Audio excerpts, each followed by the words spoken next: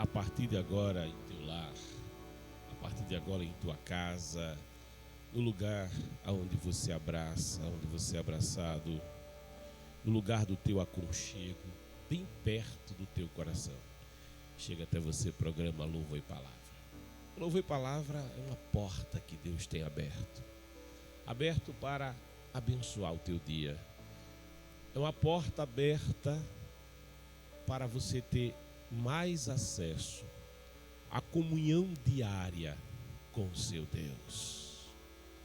É uma porta que Deus tem aberto para você ter mais acesso à palavra de Deus, para que você possa, sem nenhum impedimento de dia nem de ocasião, desfrutar da companhia do Espírito Santo, o Paracleto, ou seja, aquele que administra, aquele que foi enviado até nós pelo Senhor, com uma missão muito especial, porquanto ele nos diz ali em João 14: eu não deixarei vocês sozinhos, mas eu enviarei o Consolador. Se você tiver a Bíblia em suas mãos, tome-a comigo agora. Tome na palavra de Deus, o Evangelho de Jesus Cristo, segundo escreveu São João, no capítulo 14. É um capítulo no qual Jesus, ele está dando as suas últimas instruções aos seus discípulos.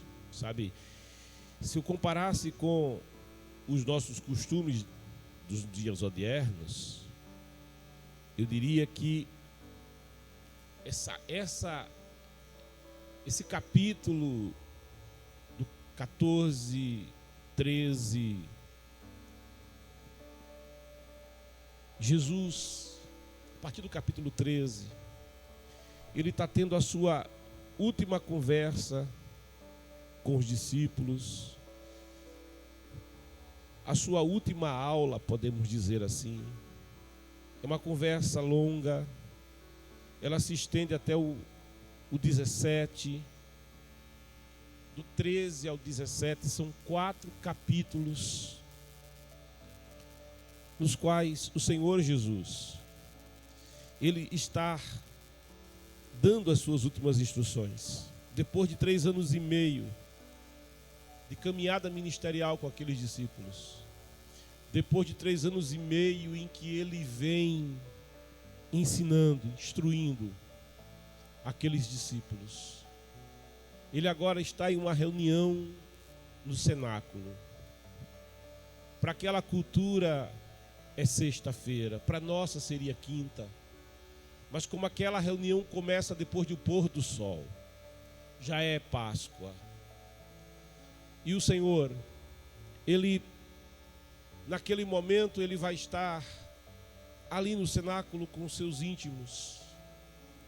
E os últimos ensinos do Senhor, e curioso é que os ensinos de Jesus sempre partem principalmente do seu exemplo.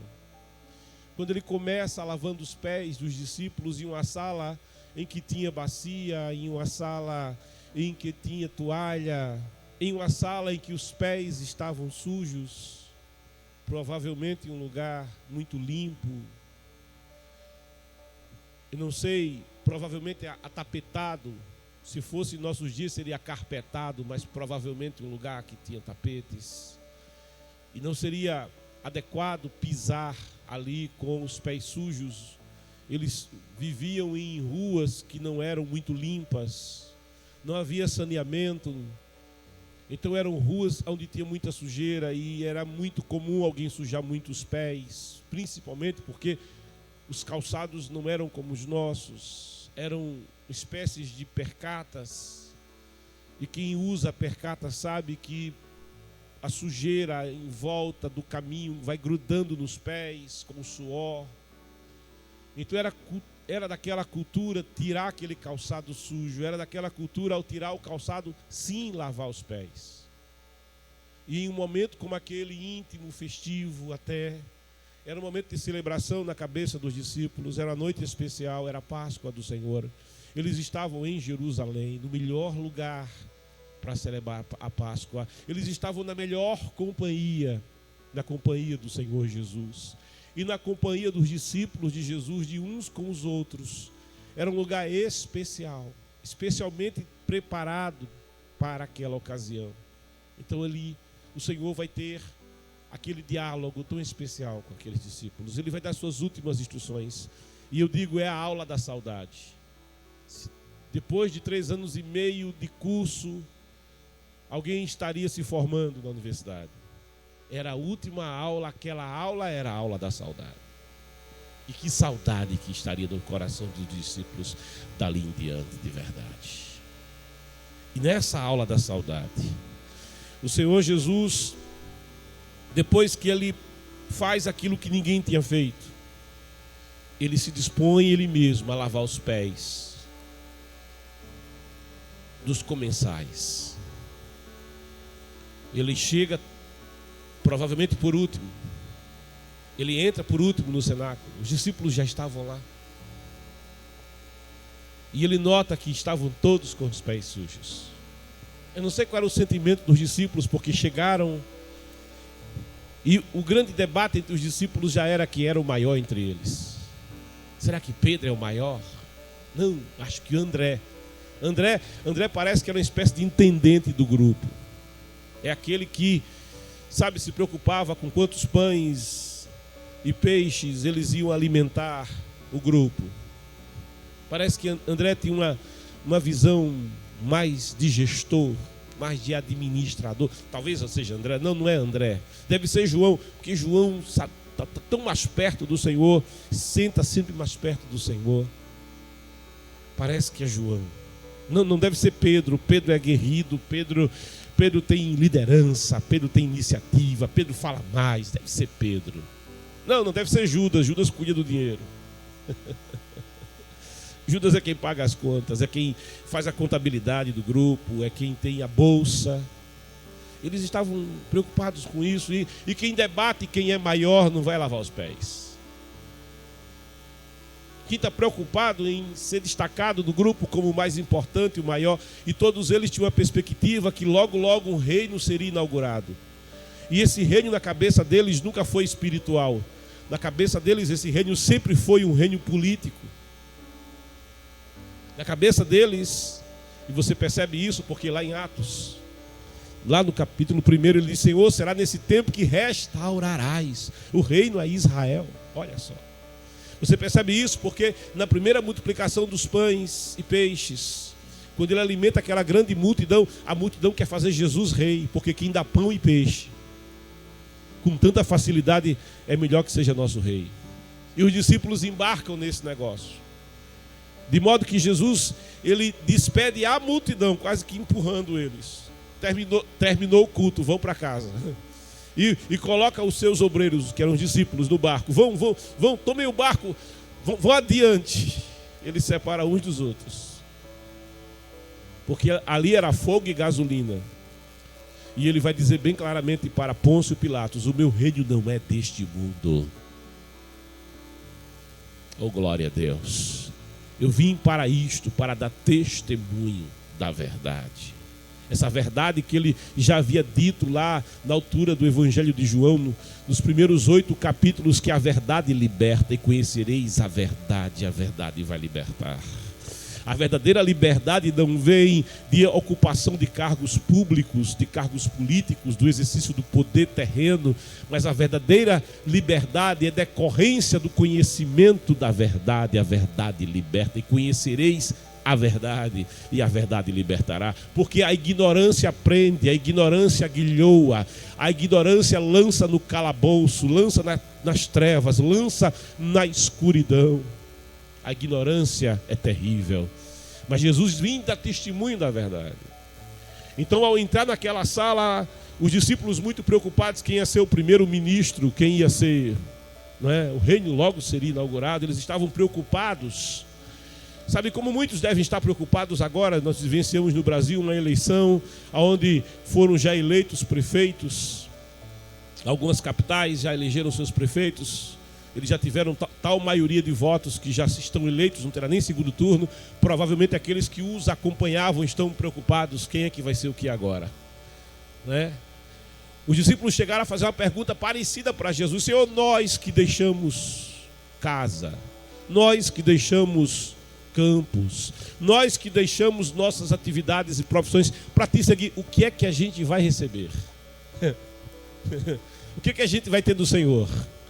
Que ministério, hein? Que ministério eu vou ter? Certamente Judas já se sentiu ministro da fazenda. Se fosse aqui no Brasil, numa conjectura. Pedro já se sentia, né? Talvez o chefe do exército, o comandante dele, afinal de contas, andava com a espada. Já estava dando a dica do que ele queria, né? Senhor, olha, eu sou homem de espada. Então, ou então ia ser o chefe da guarda pretoriana de Jesus, né? A guarda pessoal. Não sei. Então, havia um debate. Jesus entra na sala, naquela que seria a aula da saudade. Eles estavam se formando. E Jesus entra ali. E os discípulos estavam todos com os pés sujos. Os ministros, os futuros ministros de Jesus, todos estavam sujando a sala. Oh, glória a Deus. Todos estavam sujando a sala. Então Jesus, que é Jesus, que entende todas as coisas, que sonda os corações, ele olha para a bacia, que todo mundo tinha visto. Ele olha para a toalha, que todo mundo também tinha visto, mas ninguém se dispôs a fazer o trabalho que era o trabalho do servo menor da casa. Porque lavava os pés dos que chegavam, dos convivas que chegavam à casa, o servo de menor patente. Aquele servo, sabe, de menor classificação no contingente de servos. Então, quem discutia que ia ser o maior, jamais ia fazer aquele trabalho. Aí chega Jesus, de quem vai escrever o apóstolo Paulo, na carta aos Filipenses, no capítulo 2, uma das cartas da prisão. Paulo vai dizer: rogo-vos, pois, irmãos, que tenhais, olha só, o mesmo sentimento que houve em Cristo Jesus. E ele começa dizendo que, sendo Deus, e aqui Paulo faz uma afirmação profunda teológica, que sendo Deus, ele não diz ele se parecia com Deus, ele diz não, que sendo Deus, glória a Jesus, não teve por usurpação ser igual a Deus, mas antes humilhou-se. Ou seja, sendo ele parte do Deus triúnico, ele não quis, por usurpação, ser igual ao Pai. Não. Mas a palavra diz, mas ele humilhou-se. Ele diz, eu sou humilde e manso de coração. Lá em Mateus capítulo 11. Humilhou-se. Isso não é falar, isso é fazer, isso é viver. Humilhou-se e tomou a forma de servo. E o curioso aqui é que a palavra no texto original não é o servo pago, que seria o diáconos. A forma aqui é o doulos, é o escravo. Escravo sem direito a salário, a nada. Só obedecer e trabalhar. Tomou a forma de escravo. E achado na forma de escravo, desceu ainda mais, até a morte, que ele foi obediente à vontade do Pai. Ele diz, por isso o Pai me ama. Ele vai declarar isso lá no capítulo 10 de João, porque dou a minha vida.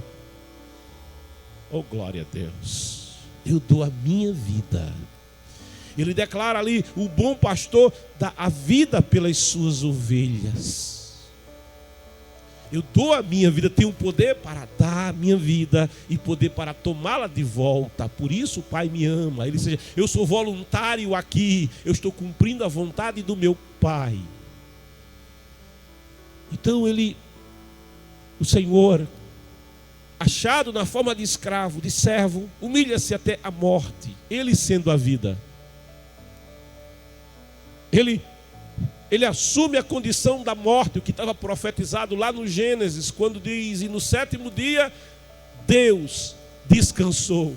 Deus não se cansa,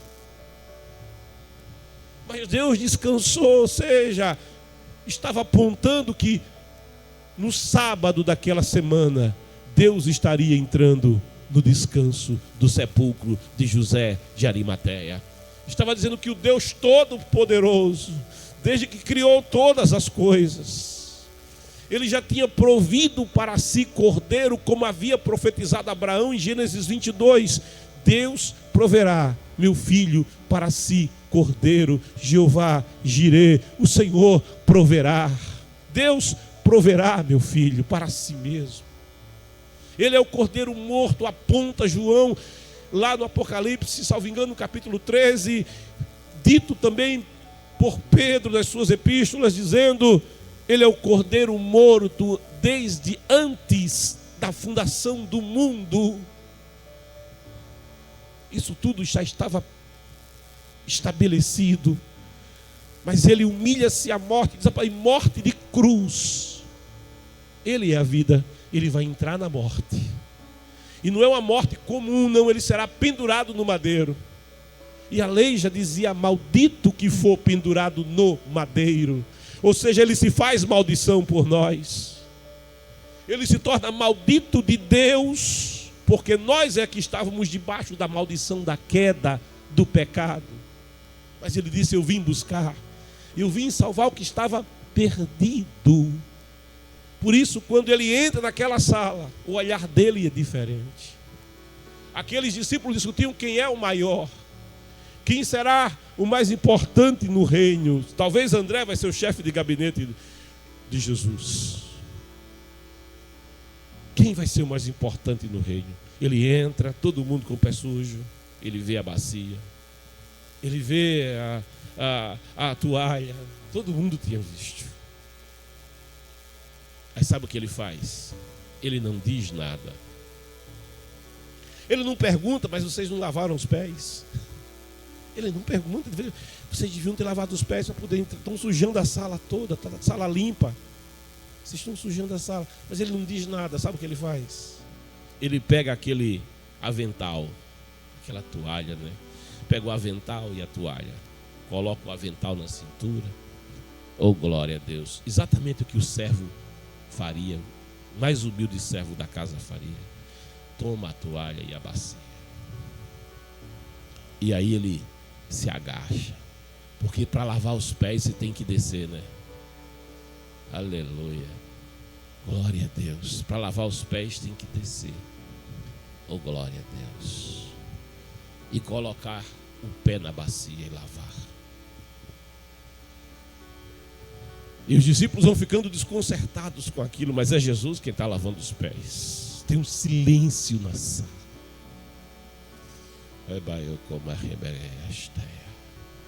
Tem um silêncio, porque o Rei dos Reis e o Senhor dos Senhores. Tem um silêncio, porque o Verbo que se fez carne. Tem um silêncio na sala, porque aquele que disse: haja luz, raiaô, raiaô, e houve luz. Tem um silêncio, porque aquele que estabeleceu o sol, a lua e as estrelas, o Órion e as Pleiades. Tem um silêncio, porque aquele que sustenta todas as coisas pela palavra do seu poder. Tem um silêncio, porque aquele que fala e o vento e o mar obedecem. Tem um silêncio, porque aquele que ordena e a morte faz o que ele manda e devolve quem ela levou. Tem um silêncio naquela sala, porque os principados e potestades e os demônios e as forças tenebrosas da maldade, quando ele chega em enganar Gadara saem de perto gritando porque ele chegou. Tem um silêncio naquela sala porque aquele que tem todo o poder e toda a autoridade, em que habita toda a essência de Deus, a expressão carnal do amor de Deus, tem um silêncio na sala porque aquele que é infinito estava habitando em um corpo finito. Há um silêncio naquela sala porque diante de tudo isso ele colocou o avental, ele pegou a bacia, ele se agachou e ele foi lavar os pés de quem não queria lavar os pés de ninguém. Oh, rapaz. E quando chega a vez de Simão Pedro, tem que ser Pedro, né? Senhor, eu não vou admitir que o Senhor me lave os pés. E Pedro é o único que expõe a verdade nessa hora. Eu não admito eu lavar o pé de ninguém. Imagina o Senhor agora lavar os meus pés, sendo o Senhor maior que todos aqui. Eu não admito. E o Senhor diz para ele: se eu não te lavar os pés, oh glória, tu não terás parte comigo. Aí Pedro nessa hora se desconcerta todo. Eu vou perder o ministério. Vou perder a portaria. Oh glória a Deus. Ah Senhor, não só lava os pés, lava a cabeça, me lava todo. E o Senhor diz: não precisa. Vocês já estão limpos pela palavra que vos tenho falado. E assim como eu fiz com vocês, e vos lavei os pés, assim vocês devem lavar os pés uns dos outros. No versículo 17 do capítulo 13, ele vai dizer: portanto, se vós compreenderdes esse ensinamento e o praticardes, abençoados sereis. Aleluia. Entre vocês, o maior vai ser o menor. No mundo lá fora, os grandes do mundo dominam e oprimem, mas entre vocês não será assim. Esse não é o modelo para vocês. E aqui, quando ele chega na altura do capítulo 14, início da nossa reflexão nessa manhã, depois que ele diz: não se preocupem no vosso coração, creiam em Deus, creiam também em mim, ou seja, tenham fé. Na casa do meu pai, e ele fala de coisas que os discípulos não alcançavam. Na casa do meu pai há muitas moradas. Oh, se não for assim, eu vos teria dito, porque eu vou preparar-vos um lugar, e quando eu for e tiver preparado um lugar para vocês, eu voltarei outra vez. Isso é o Ketuba, celebrado entre um noivo e uma noiva. O noivo vinha e celebrava o contrato, fazia o compromisso e voltava com o pai. Ia preparar lugar. E aquelas famílias moravam juntas. E ele ia preparar lugar na casa da família, um lugar para a moça. E quando o lugar tivesse tudo preparado, sabe, tudo preparado, ele viria buscá-la. Eu virei outra vez. E ele diz: e vos tomarei para mim mesmo. Ou seja, vos desposarei como o noivo desposa a noiva. Vos tomarei para mim mesmo, para que onde eu estiver, estejais vós também. Que promessa! Aonde ele estará, nós estaremos. Aonde ele se assentar, também nos assentaremos. Oh, aleluia! Com quem ele conviver, também nós conviveremos. Que promessa que ele está fazendo para os discípulos. Que promessa que vai além da vida. Que promessa que vai além da história. Que promessa que vai além do tempo. Que promessa que vai além da eternidade. Que promessa que ele está fazendo. Eu voltarei outra vez. Na casa do meu pai há muitas moradas. Tem lugar para você lá. Eu fiz um exercício certa feita com meu filho, quando João revela as dimensões da cidade celestial, da Nova Jerusalém, aquela que na visão de João vai descer adornada como uma noiva. Oh glória! vai descer adornada para estar na nova terra, sob o novo céu, a cidade celestial, aquela que tem 12 fundamentos, aquela que tem 12 portas, aquela cujo muro é de jaspe. Oh, tem um poeta que diz: a cidade é de ouro puro. Oh, aleluia! E ali não vai haver mais morte, nem choro, nem pranto. Lá não vai ter enterro, lá não vai ter luto. Ele enxugará dos seus olhos toda lágrima. Lá ninguém paga a conta de energia cara, não. Oh, porque Ele mesmo iluminará a cidade. Que coisa tremenda. Sabe, querido, eu fui fazer uma conta uma vez, Sampaio, para saber, será que tem lugar mesmo para a gente lá?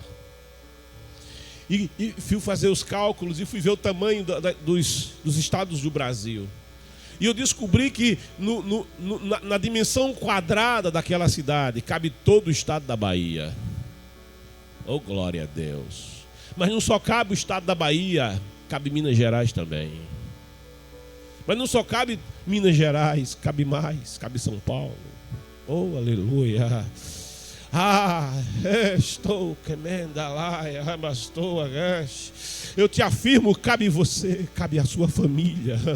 Na casa do meu pai há muitas moradas. Não for assim, eu vos teria dito, porque eu vou preparar-vos um lugar.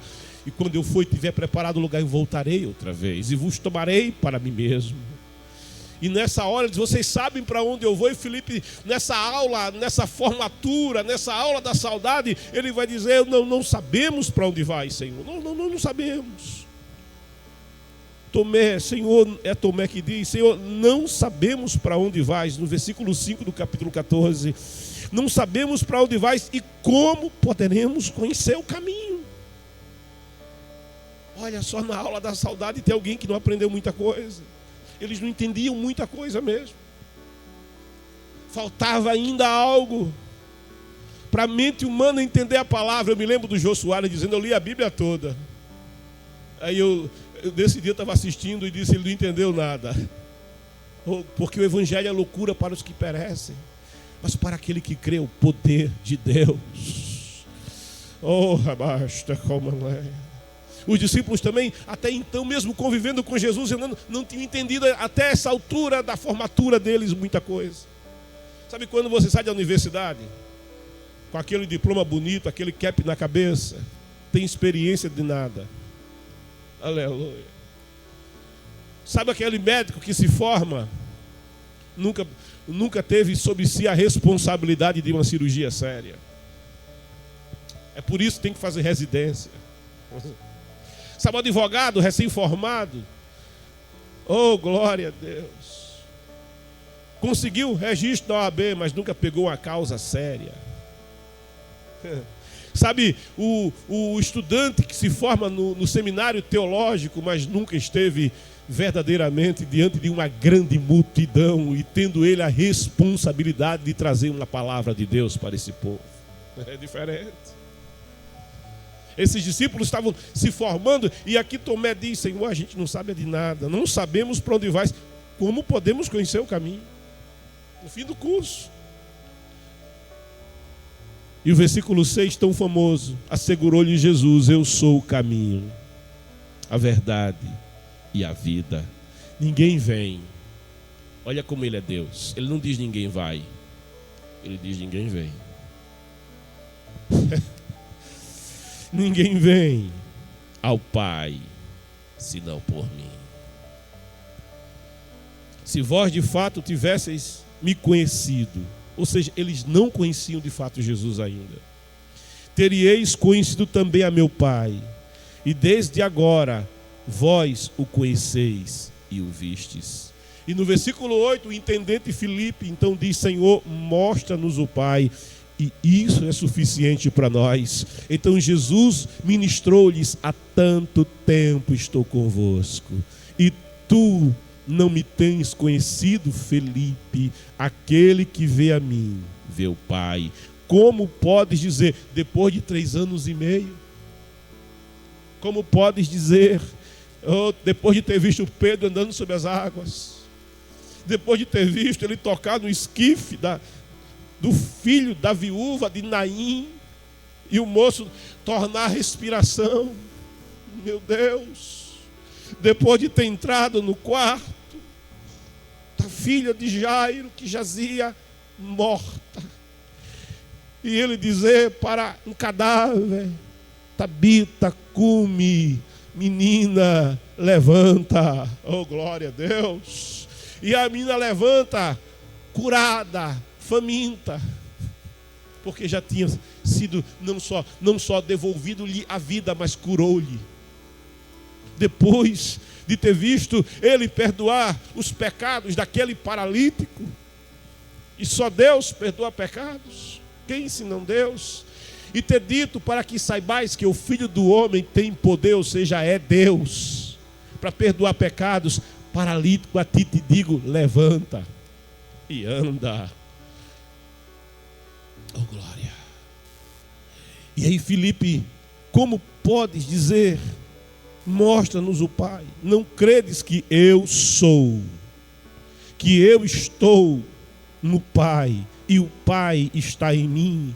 A palavra que eu vos digo, não as digo da minha própria autoridade, mas o Pai que habita em mim realiza as suas obras. Quem vê a mim, vê o Pai. E aí é por isso que no versículo 16, é o começo da nossa reflexão, ele vai dizer: e eu rogarei ao Pai, e ele vos dará outro Paracleto, ou advogado. Na versão King James atualizado diz advogado.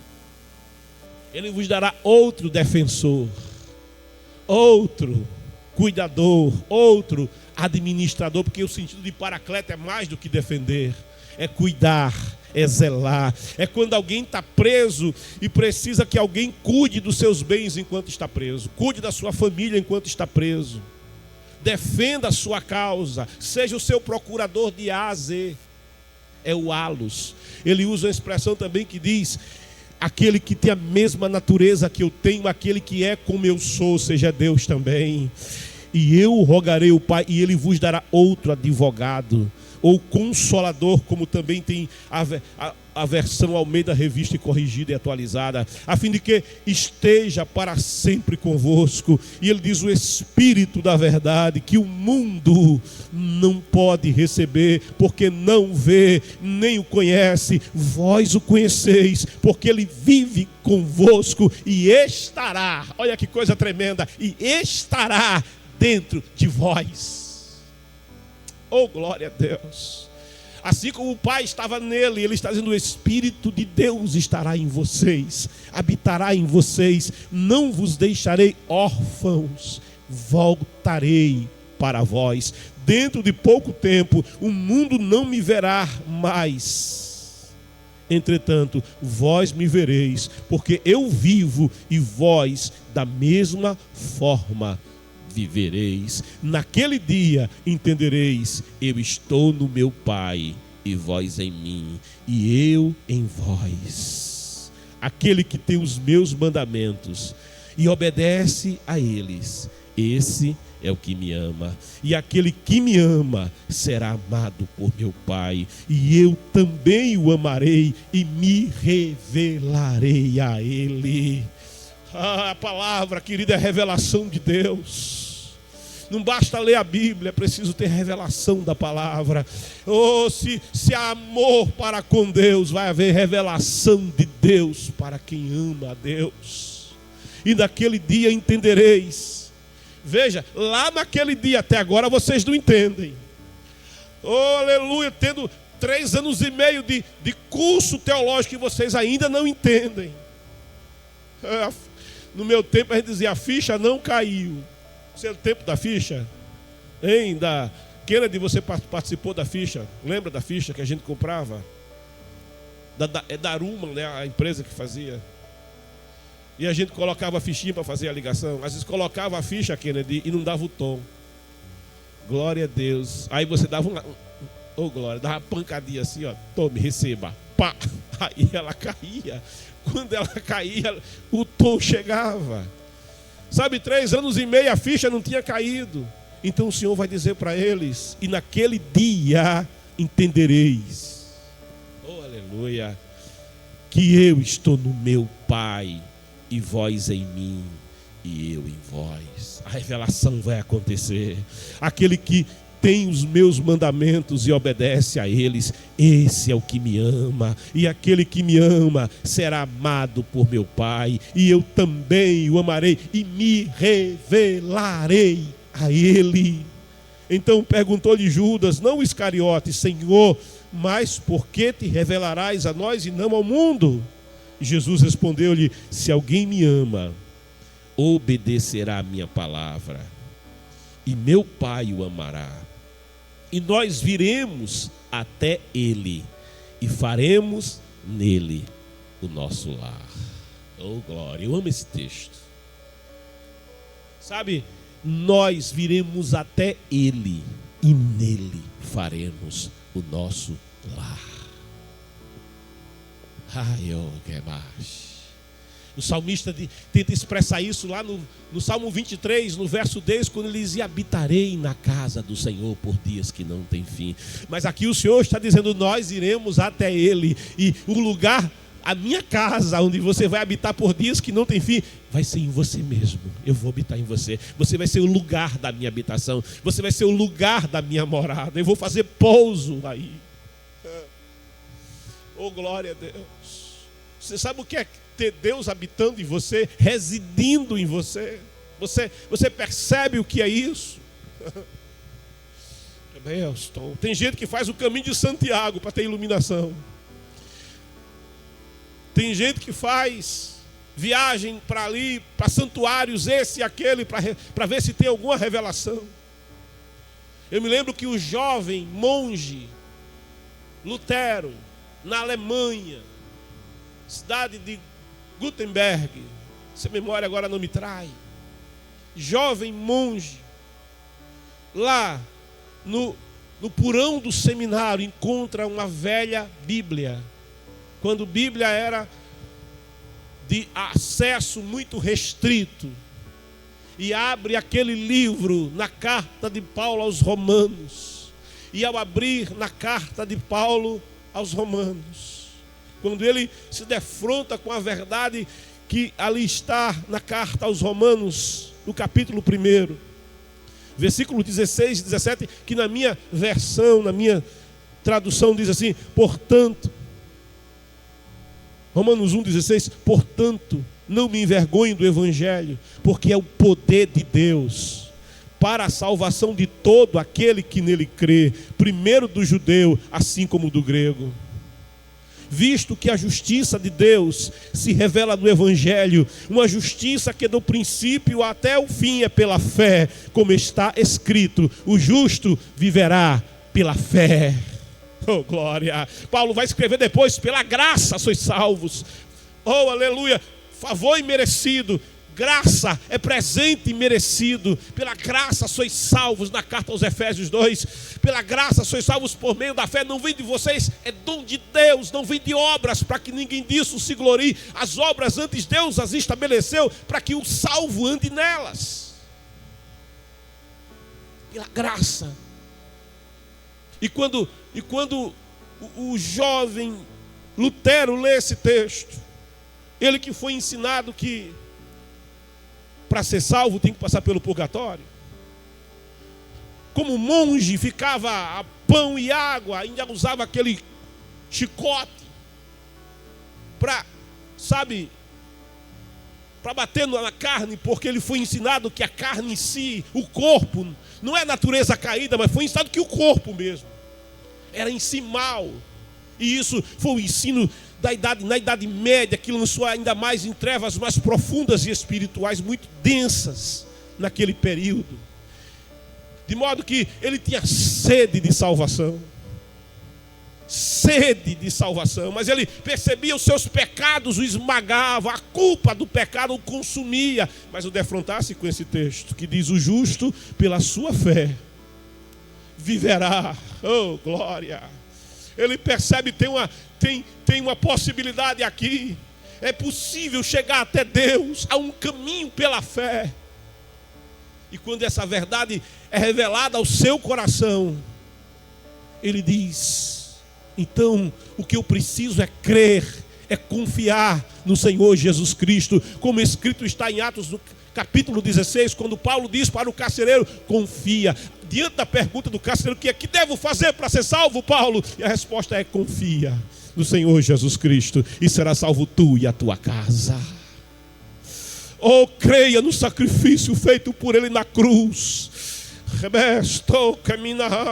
Creia, oh, que ele pagou o preço pelo teu resgate. Creia que ele é o teu Senhor e é o teu verdadeiro Salvador. Creia que ele é o caminho, ele é a verdade e a vida. Ele te leva até o Pai. Creia verdadeiramente.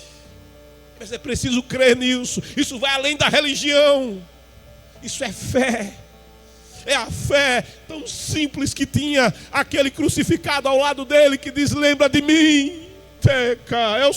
Eu estou aqui condenado e mereço a condenação, mas lembra de mim lá no teu reino. E a resposta dele: te digo, estarás comigo.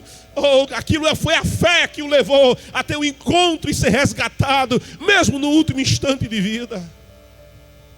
Dependa de Jesus. Quando aquele monge entende isso, uma graça lhe é revelada. Mas ainda continuava monge. E como tantos do seu tempo, ele ia a alguns santuários para, quem sabe, ter uma revelação maior de Deus.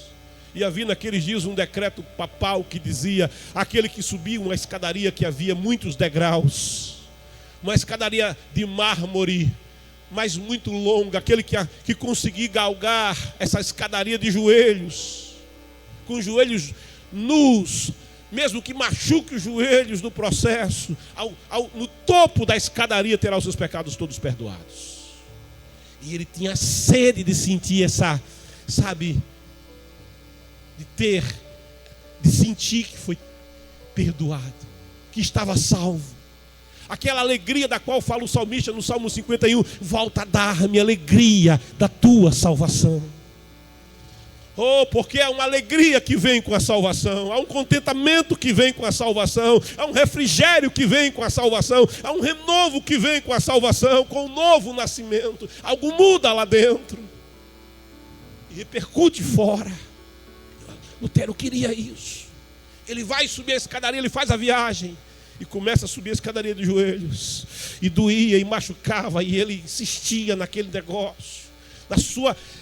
Vou obter por mérito de religião, não por graça de Deus, mas por mérito. Eu vou fazer a minha parte para ser salvo. Eu vou aqui dar um jeito de resolver o problema do pecado aqui com o meu esforço. Mas sabe, ele subia a escadaria, mas não ia mudando nada. O pecado continuava lá, a culpa continuava lá. A certa altura do seu esforço, o Espírito de Deus segreda outra vez ao seu coração: eu já não te disse, pela palavra que te revelei, que o justo, pela sua fé, ele viverá, não morrerá, mas viverá, não perecerá, mas viverá. Eu vim para que tenham vida e a tenham em abundância. E sabe o que ele faz? Ele levanta da escadaria e ele entende: eu não preciso disso, eu já tenho Jesus Cristo, eu não preciso disso, ele já pagou o preço na cruz do Calvário, eu não preciso disso, o sangue foi vertido na cruz do Calvário. A palavra diz: se dissermos que não temos pecados, mentimos, fazemos a Deus mentiroso. Mas se confessarmos os nossos pecados, ele é fiel e justo. Oh, ele é fiel, porque a nossa infidelidade não muda quem Deus é. Ele é justo, porque a nossa injustiça não contamina a perfeita justiça de Deus. E a justiça de Deus é Cristo Jesus, que deu a vida e pagou o preço na cruz do Calvário. Ele é fiel e justo. Escreve, portanto, o apóstolo João, na sua primeira epístola, no versículo 9: se confessarmos os nossos pecados, ele é fiel e justo para nos perdoar os pecados e nos purificar de toda injustiça. Ele diz ali: o sangue de Jesus nos purifica de todo o pecado.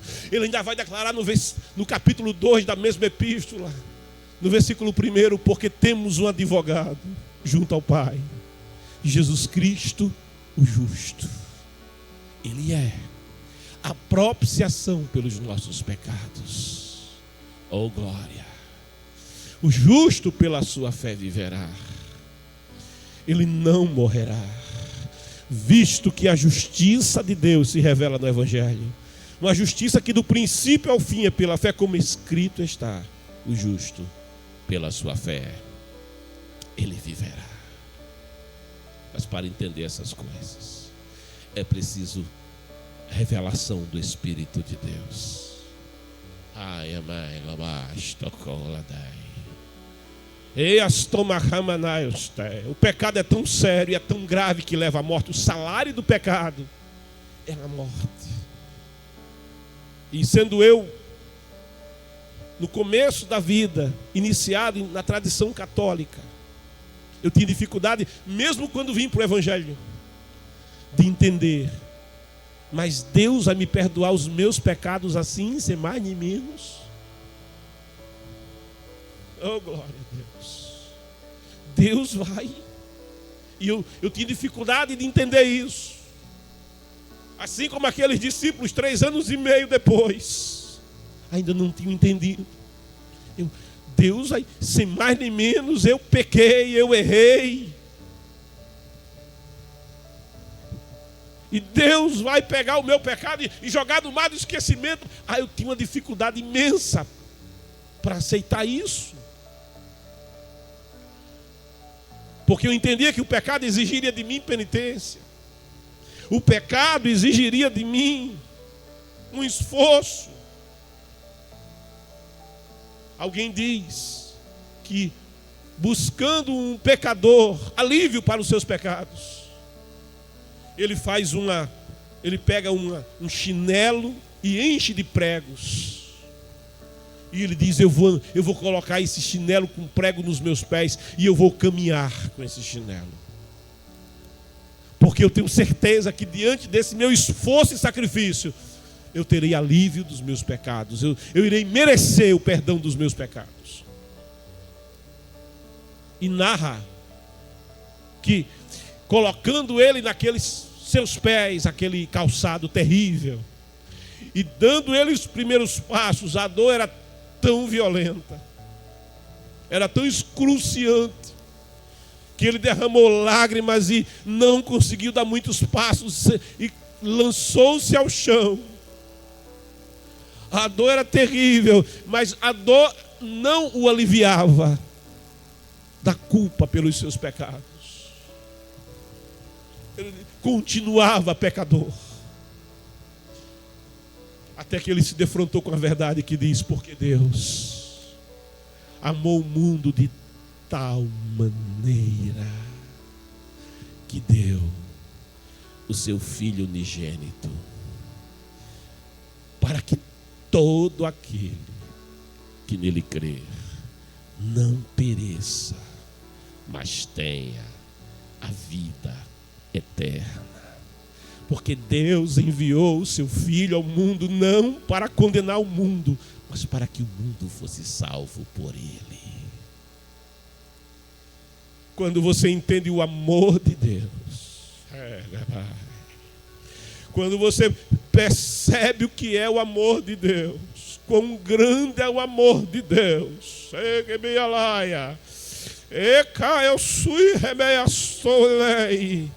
o amor de Deus seca e minasteia, supera todo o pecado. E aí Paulo vai escrever em Romanos capítulo 5, versículo 20: aonde abundou o pecado, superabundou a graça de Deus. Se grande foi o dilúvio do pecado, muito maior é o dilúvio da graça de Deus, que cobre tudo. Pela graça sois salvos. E você começa a entender: nada do que eu faça pode me salvar. Disciplina religiosa não pode me salvar. Esforço humano não pode me salvar. Oh, aleluia, filosofias humanas não podem me salvar. O budismo que se abstém de mulher e de consumo da carne e se isola e vira um eremita. Essa vida também não pode me salvar. Quando você começa a entender, eu não sou salvo porque eu mereço, eu sou salvo porque Deus me ama e Jesus pagou o preço por mim naquela cruz. Verdadeiramente diz o profeta Isaías, ele tomou sobre si os nossos pecados. O castigo que nos traz a paz estava sobre ele. E é por isso que ele diz: aquele que me ama, faz a minha vontade, e eu e o Pai iremos até ele. Glória a Jesus. E nele faremos morada.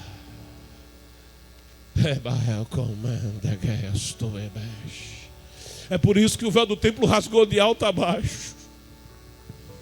Eu sei, porque ao lado da cruz já tinha um que dizia: eu entrego a minha vida.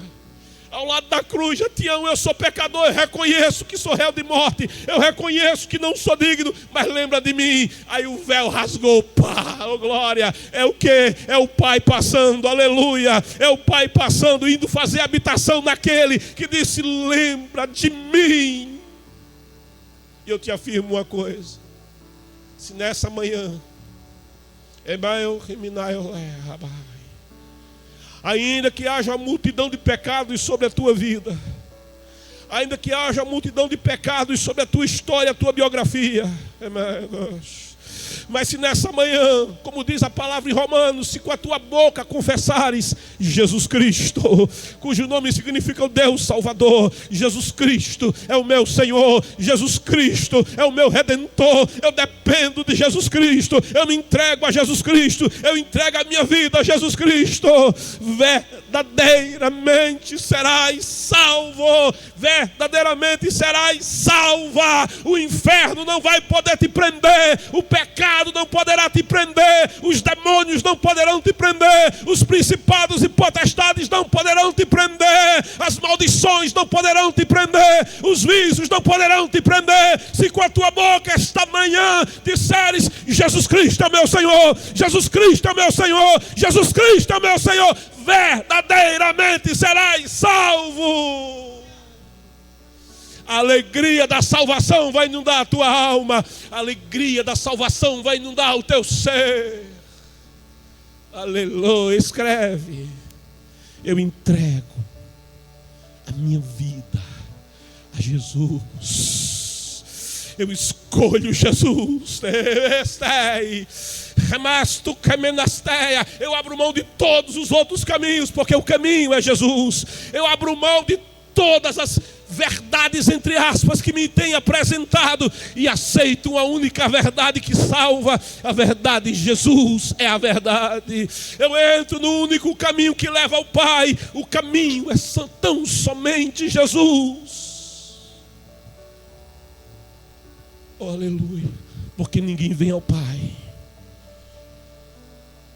senão por mim. E isso é dito a Tomé de modo bem específico. E é curioso Jesus dizer isso a Tomé, que é identificado como o discípulo que tinha problema em crer, tinha problema em acreditar. Mas se você acreditar como Tomé acreditou, eu te afirmo, nessa manhã o Senhor vai te salvar. Porque se por um homem entrou o pecado no mundo, escreve Paulo, e o pecado foi passado a todos os homens. Se um homem só humano teve poder para contaminar toda a humanidade, ele diz: agora imagina o que pode fazer o Filho de Deus, o verbo que se fez carne. Se o homem humano levou a perdição, imagina o poder que tem o Filho de Deus de trazer a salvação. Aonde abundou o pecado, superabundou a graça. Vem para Jesus nessa manhã. Tem um hino do Oséias de Paulo que diz: um passo só tu precisas dar para Cristo, para que Ele possa tua vida transformar.